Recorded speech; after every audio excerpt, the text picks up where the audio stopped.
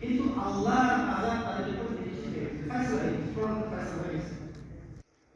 তখন কিলা উযুবা জাহান্নাম খালিদিন ফিহা জাযাম বিমা কানু, তাদেরকে বলা হবে যে এখন তোমরা এই জাহান্নামের মধ্যে অনন্তকাল অবস্থান করো। ফাবিইসা মাসওয়াল মুতাকাব্বিরিন, যারা অহংকার করেছে, গর্ব করেছে, ঈমান আনয়ন করে নাই, কতই নিকৃষ্টতম স্থানে তারা আছে। وسيق الذين اتقوا ربهم إلى الجنة زمرا, আর যারা জান্নাতি হবে তাদেরকে গাঢ় পানা দিয়ে এবং ওয়েলকাম জানিয়ে তাদেরকে জান্নাতে নিয়ে আসবে। জান্নাতের কাছে যখন চলে আসবে তো কি উফতিহাত আবওয়াবুহা, জান্নাতের দরজা খুলে যাবে।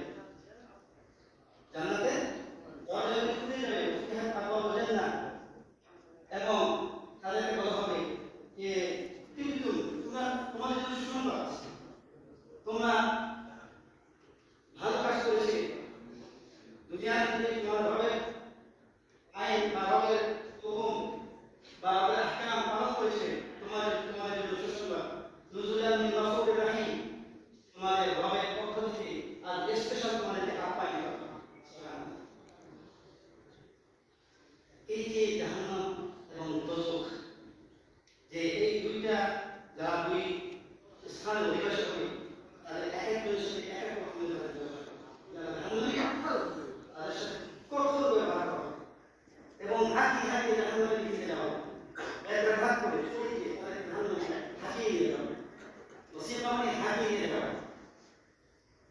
এবং আরেকটি সূরার মধ্যে আল্লাহ রাব্বুল আলামিন বলেছেন যে তাদেরকে ধাক্কা মেরে নিয়ে যাওয়া হবে জাহান্নামে। নাউযুবিল্লাহি মিন যালিক। আল্লাহ সুবহানাহু ওয়া তাআলা আমাদেরকে জাহান্নামের আযাব থেকে আমাদেরকে হেফাজত করুন। আমিন।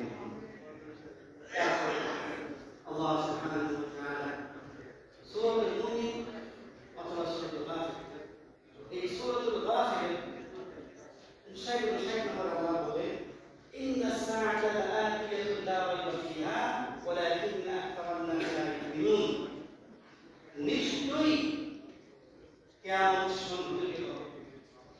ইন্নাস সাআতা লাআতিয়াতুন লা রাইবা ফিহা, নিশ্চয়ই কিয়ামত সংঘটিত হবে, তার মধ্যে কোনো সন্দেহের সুযোগ নেই। লাআতিয়াতুন লা রাইবা ফিহা ওয়ালাকিন্না আকতারান নাস লা ইউমিনুন, কিন্তু আফসোসের বিষয় হচ্ছে যে মানুষের মধ্যে অধিকাংশ ঈমান আনে, বিশ্বাস স্থাপন করে না, সেটাকে মানতে চায় না। যদিও না মুখে বলে অন্তরে বিশ্বাস যে কিয়ামত সংঘটিত হবে। আল্লাহ বলেন লাআতিয়াতুন লা রাইবা ফিহা ওয়ালাকিন্না আকতারান নাস লা ইউমিনুন। এরপরে আল্লাহ 7 নম্বর আয়াতে বলেন ওয়া ক্বালা রাব্বুকুম উদউনি আস্তাজিব লাকুম। আল্লাহ বলেন যে বান্দাকে আল্লাহ বলেন যে তোমরা আল্লাহর কাছে দোয়া করো, আমি রব্বুল আলামিন তোমাদের দোয়া করব।